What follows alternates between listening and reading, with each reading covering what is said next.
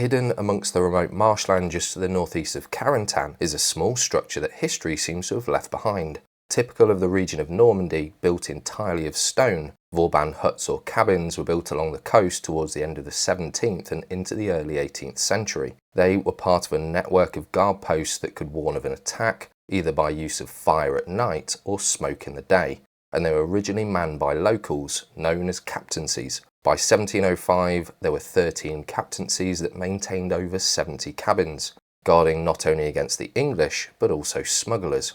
They were part of a network of fortifications, the cabins themselves being the smallest. They were to bridge the gaps between the much larger forts, of which I've shown you several before. For some reason, the Vauban cabin just outside the famous port town of Carentan has been forgotten to time, more than likely due to its remote location and the more modern history that has consumed this region of France. But taking a quick walk around Carentan, you will soon find roads and even hotels named after the famous engineer Sébastien Prestre, Marquis of Vauban, known simply as Vauban. He was appointed the Commissioner General of Fortifications for France by Louis XIV in 1686, and would design fortifications all over French territory that can be seen to this day and are generally listed as World Heritage Sites by UNESCO.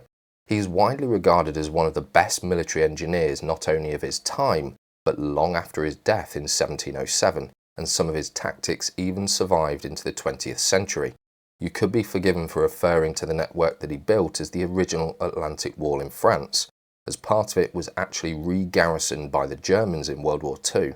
There are many examples of his work in Normandy, but just a few miles to the north from this small cabin are the two most impressive, the towers of Tattahoo and Saint-Vaast-la-Hougue. The use of these cabins stopped at the beginning of the 19th century, and many were then used as customs houses. In part 2 I'll cover its construction, but before then I will leave you with a shot of a bloody good rainbow.